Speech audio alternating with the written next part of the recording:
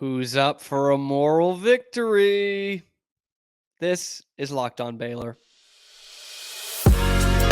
You are Locked On Baylor, your daily podcast on the Baylor Bears, part of the Locked On Podcast Network, your team every day.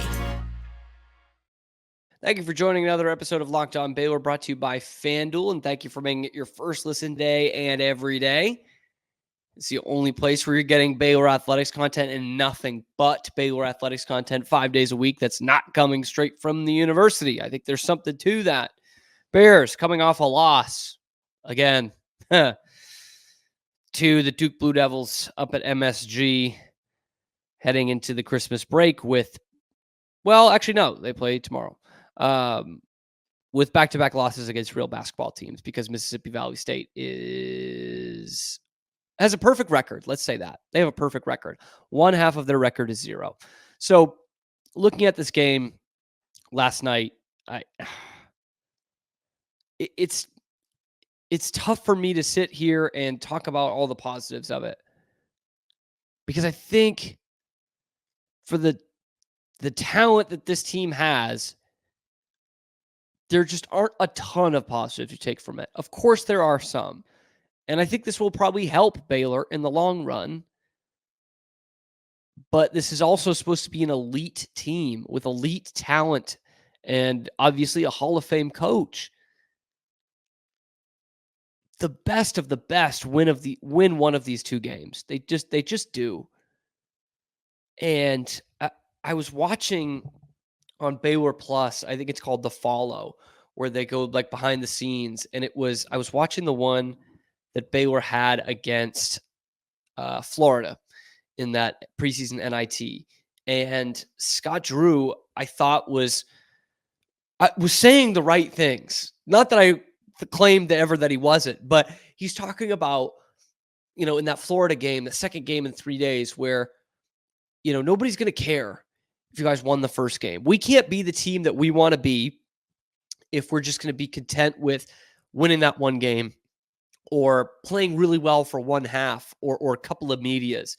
And that's what kept ringing in my head for this game last night against Duke of, look, it's great that you guys came out much better than you did against Michigan State.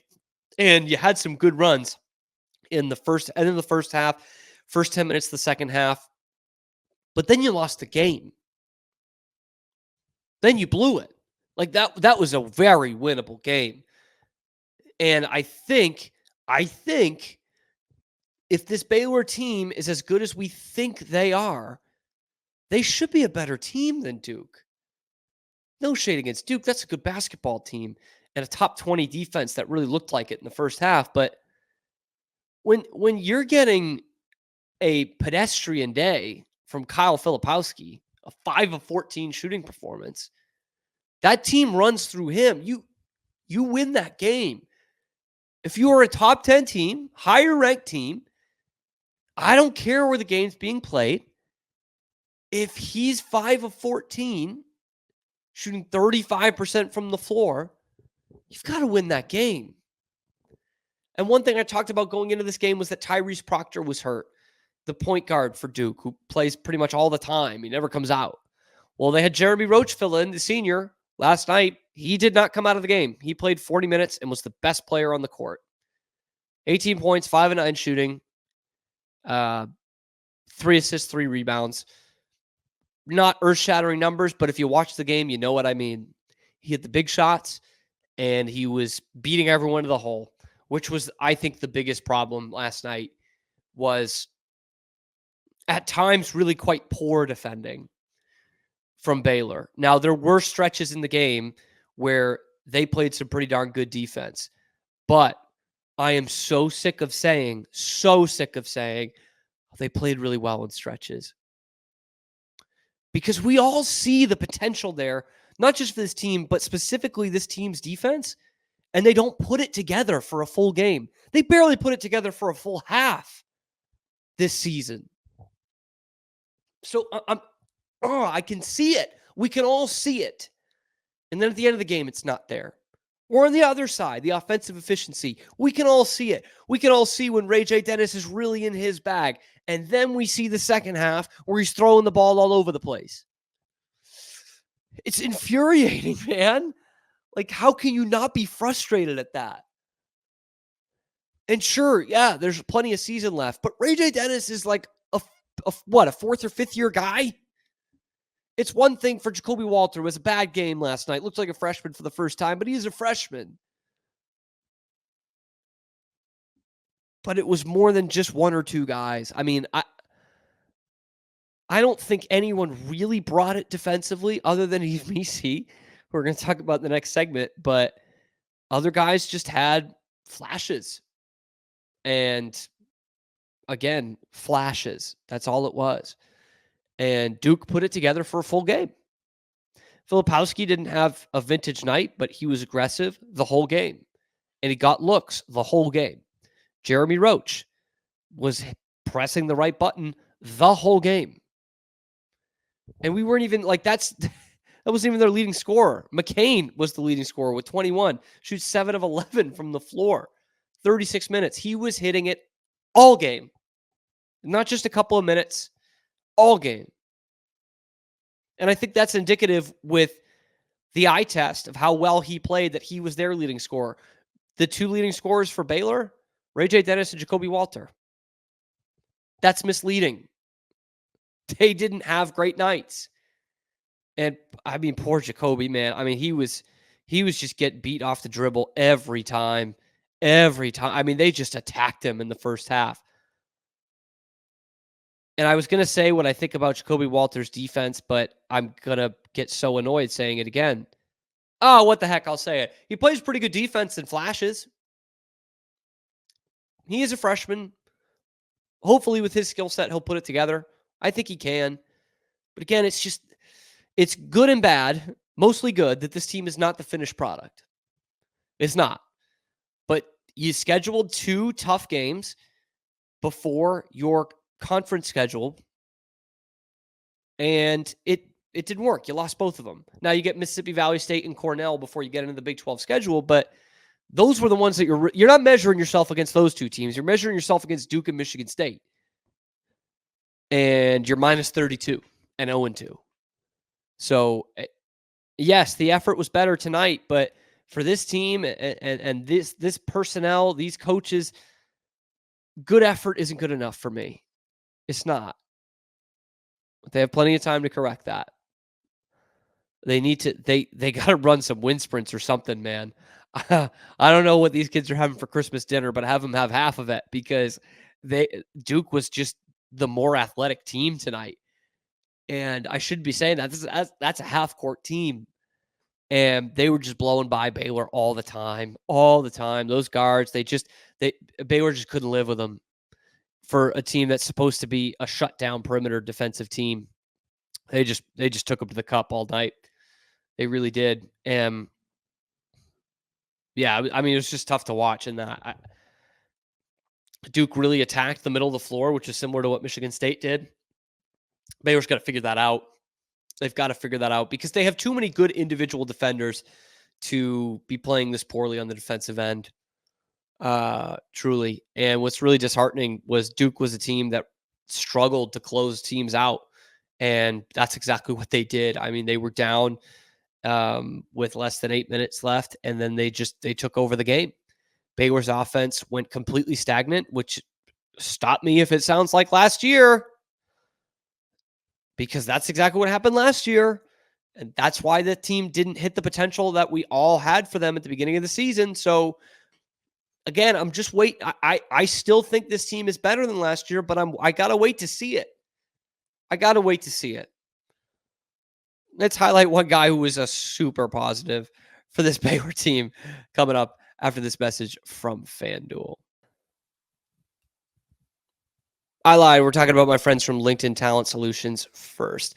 LinkedIn knows how much you got to deal with as a small business owner. They know that you're wearing a ton of hats, but they are there to help you. It isn't just any other job board. It has a vast network of more than 1 billion professionals, which makes it the best place to hire. And it's easy to do that when you have that many candidates. So easy, in fact, that 86% of small businesses get a qualified candidate within 24 hours. So with LinkedIn, this process is intuitive, it's quick, it's easy. They let you write your own job descriptions. That's going to make everything easier and quicker. So post your job for free at linkedin.com/lockedoncollege. That's linkedin.com/lockedoncollege to post your job for free. Terms and conditions do apply. So looking at the positive, and this guy was just positive from the jump. These broadcasters and these ESPN people and these talking heads, they're going to know who Eve Miesseler is now. These NBA draft people, they're going to know who Eve Miesseler is now. The guy is a unicorn, man. I mean, truly, it's so fun to have a player like this in a time where centers are as obsolete as ever in the NBA game and are getting that way in the college game. To see a battle like we did tonight of Eve Miesseler versus Kyle Filipowski, that was fun. That was good. And to be honest with you, Eve Miesseler had the better game. He did. His team didn't win, and that's what counts. But Eve Miesseler outperformed Kyle Filipowski tonight, a guy who could have been at the end of the lottery last year and decided to come back. Eve Miesseler is a guy who finished high school early last year and decided to go to Baylor. He was just excellent tonight. 11 points, 10 rebounds, 5 blocks. That's all I need to say. If you didn't watch the game, that's all I need to say. And for those of you who watched the game, you're like, dang, I thought he had more of all of those things. That's how good he was. And he had Filipowski in a blender, man. He really did. I said on yesterday's show that you need to be physical with Filipowski. And I think, Eve Miesseler is a physical guy, but he is a freshman. He is 18. And I know Filipowski is only a sophomore, but he is only 18. He should be a high school senior right now. And he brought it all night. All night. Filipowski could not get clean looks off him. It was only when he was dribbling the ball off his own thigh and Miesseler goes in the air for what would have been a shot block to the other free throw line. And then he gets an open look. That's the only free looks that he got against Eve Miesseler last night. And you could definitely see the impact he had when he went out of the game, specifically in the second half when he was grabbing at his neck, because then Josh Ojemudia is covering him and Jalen Bridges is covering him. And Filipowski just took them both to the woodshed and kind of, doesn't pour in a ton of points, but really flexes Duke's muscle at that point in the game. That was not the sole turnaround point, but Duke had the game in hand after that, which was about 8.5 minutes left in the game. And it was indicative of the fact that Eve Miesseler was the only guy on this team that could cover him. And I wonder how far that extends into the Big 12 schedule, because I was Josh O believer. I thought he was going to be the starting center coming into the year. And I just liked the potential he showed last year. And is beefed up a little bit more. He was too raw last year, and now I think he might be a little too passive this year. So hopefully that his confidence goes up. But if you go into these games against Hunter Dickinson and Kansas, who you'll have to play twice, and Eve Miesseler, the star that he is the only guy that can cover him, only guy that can body him up, that's going to be a tough night. It's going to be a real tough night because Hunter Dickinson does not struggle with physicality the way that Filipowski does. So that is going to need to change. I mean, defense in general is going to need to change for Baylor. I mean, from inside and out. But again, we see teams trying to isolate on Eve Miesseler, and it doesn't work. It only works for Baylor. And the kid's just a star. He really is. And seeing him early on, I thought, okay, he can jump through the gym. He's got incredible athleticism, but he, like Josh O and Jonathan Tchamwa before him, very similar style of player, and guys who hadn't had a ton of experience playing basketball. I thought, okay, he's going to be raw. He's going to be really raw. By year 2, he'll show that kind of 4-star, 5-star potential. I was wrong. Which happens often. I was wrong, man. He was ready for the college game. That's what impressed me so much, was he was physically ready for the college game. Teams try to post up on him one-on-one, which you heard Jay Billis talk about. It's the toughest thing to guard in basketball. He is excellent at it. Excellent. His footwork is great. His body control is great, even for someone who probably flails out a little too much to block the shots. But his body control is really good, and he's still blocking 5 shots. Boy, and that stretch he goes on in the first half where, I mean, it just looked like Baylor was dead as a doornail. I know it was early in the game, but you're like, boy, this looks a lot like that Michigan State game. They just Duke hasn't pulled away yet. And they didn't. Eve Miesseler brought them back in the game and put them ahead at both ends of the floor. Shot blocking machine, offensive rebounds, putbacks, dunks. He was all over it last night. And the more I see from this team, the more I think he is the best basketball player they've got. And that's a tight competition. Jalen Bridges is still good. Jacoby Walters, very good. Ray J. Dennis, I think, could be a very good player. Although, again, another night where he's just throwing the ball around, 6 turnovers. Again, and trying to play hero ball in the second half. But in terms of the efficiency and both ends of the floor, Eve Miesseler is your best basketball player. He truly is, man. And he's been that way every game. And Jacoby Walter has been right up there pretty much every game too. Again, this was kind of his first night that I thought, boy, does he look like a freshman. It looked a little too big for him, and he just looked, I don't know if it was sick or battling an injury or something, but he was getting beat all night. But yeah, another turnover problem from Ray J. Dennis. Another game that I was really hoping Jaden Nunn would step up, and he didn't. He ends up going 0 of 5 from the floor, 0 of 2 from 3. Like I need him to be a secondary guy. I need him to be kind of what Davion Mitchell was in 2020. Okay, because I think he can be that good a defender. But that's what Davion was in that first year at Baylor. He was the starting point guard, of course, but he was a defender. He was off night. That's all he was. He wasn't shooting the ball. He hadn't perfected that yet. He makes that great leap in the next season that makes him a top 10 pick, but he wasn't that yet. And I just need Jaden Nunn to be that 2019, 2020 Davion Mitchell this year for Baylor to really be serious. And he just hasn't been that yet. But I think he can be a dog in the defensive end. I really can. Shout out to the Lady Bears, by the way. Another win, 10-0, ho-hum. Didn't get to watch it because it was on Flow Hoops.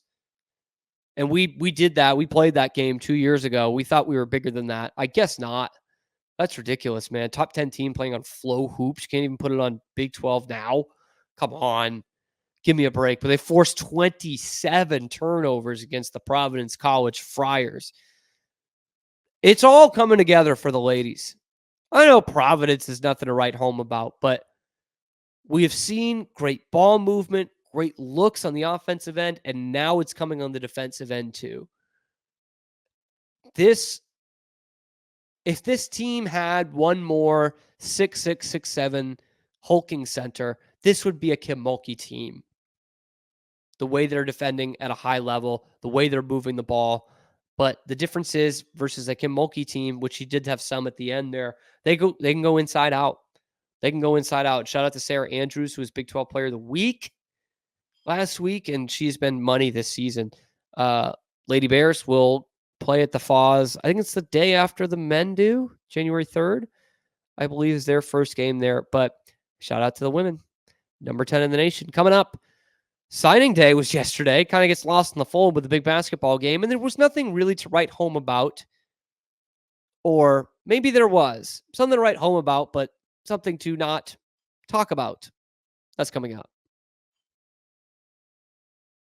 Now, guys, the moment you have all been waiting for and thought you already had. Today's episode is brought to you by FanDuel Sportsbook, the number one sportsbook in North America and my favorite one to play too. And there's so much going on right now with all the different sports. We have got you covered on FanDuel for this holiday break. Because right now, new customers get $150 in bonus bets with any winning $5 moneyline bet. That's $150. If your team wins, bang, right in your pocket.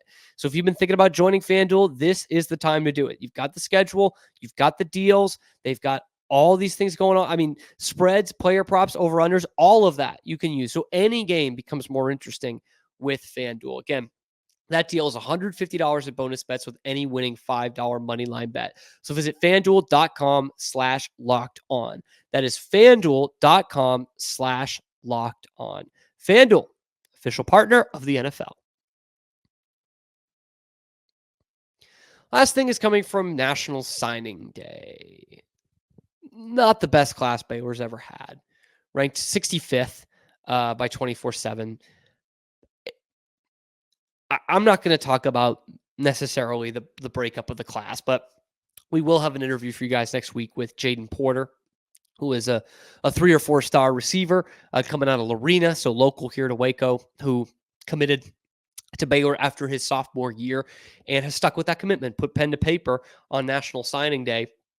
And it's an interesting interview. He's very candid. He's very open, which is great, but is very positive about the direction of this program. But that aside, I like Jaden Porter as a player, now as a person after that interview.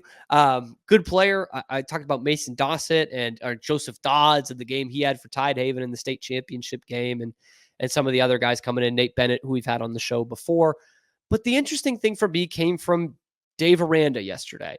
And really what it was nothing. It is a weird thing that he does. And I noticed it I've noticed it last year, but Bryce Cherry was the one who tweeted it out.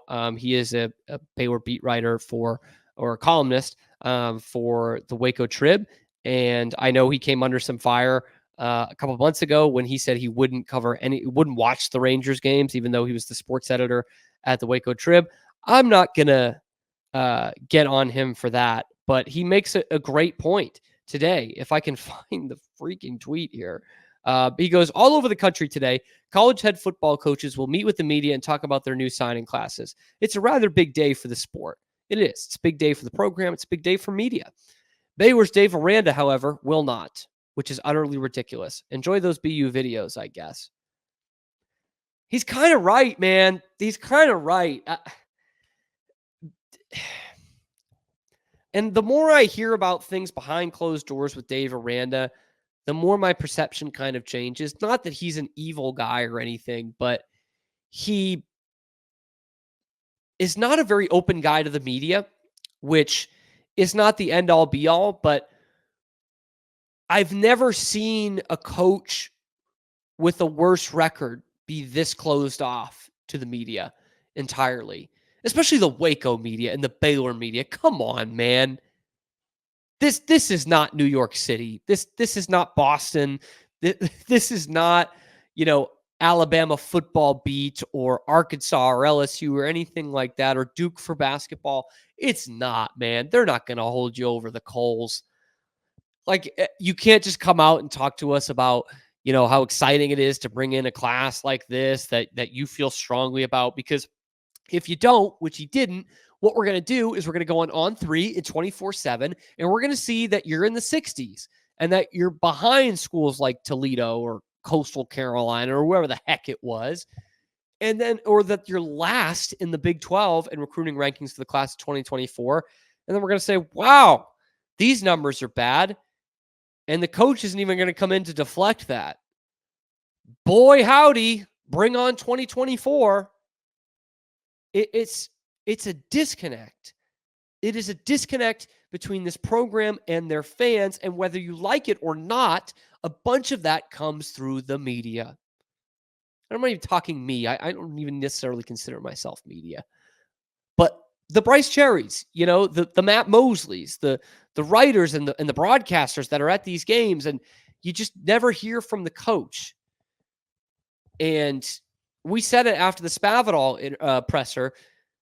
Bang, we're never going to hear from this guy again. We're not going to hear from Dave until one interview after the spring game, and then we'll hear from him again in the 3rd week in August. And again, it's you don't need that to be a successful football program, and it's not the end all be all. But when you're putting that product out there on the field that we watched this year, and your athletic department is begging for your fans to stick with you and give money to the program, I want to hear from the head coach. I do. And this is another thing that he fumbles. And, it's great that he's candid with us in the pressers, but then there's days like this where we don't hear from him at all. And he put out a statement. I didn't even read it, man, because it's a bunch of crap. Any coach would put out a bunch of crap, to be honest with you. But to not face us, the fans, and talk about this recruiting class, and I don't know, maybe try to assure us that you believe in these kids. We'd love to hear that. There are some bright spots in this class, but overall, it's not any one of those players' faults, but it's not a strong class. It's last in the Big 12. You can't sugarcoat that. It's BADD bad, really bad. And yet Dave Aranda can't even like this is old Kansas football stuff. Like, we're such a basketball school, we don't even care about football. And I know there were writers and broadcasters out there today that were waiting, like Bryce Cherry, waiting to do stories on this. And they don't get the time of day from the head coach. And it's not just this, man. I mean, every major college head football coach has a radio spot or a TV spot that they do. And you get to hear from them a little more often. And I'm not talking about the coach's show from Rudy's. I'm talking about going on an afternoon show, going on the Matt Mosley show, going on the Sikkim 365 afternoon show, which he does sparingly. Like, can we get someone who's going to ask him questions? Can we put him in front of a camera where people are actually going to ask him questions? He's more protected than I think any college football coach in America with the product they've put out there on the field and how closed off he's been. We are just willing as a university and as an athletic department to have that, to have it be, steel curtain going into this program, which is fine if you're winning football games, but they're not doing that either. So they're bad and you don't know anything about them. That's what Baylor football is this year. But boy, catch that spirit. We're going to talk some football with these signing day classes and the transfer portal next week. Tomorrow, we've got a very special episode with a special guest to talk about the Farrell Center. We're saying goodbye to my pal, the F Shack, and we're going to send it out in style tomorrow before the Baylor Bears close it out in their own style for basketball anyway, taking on Mississippi Valley State. But we'll be back then. This is Locked On Baylor.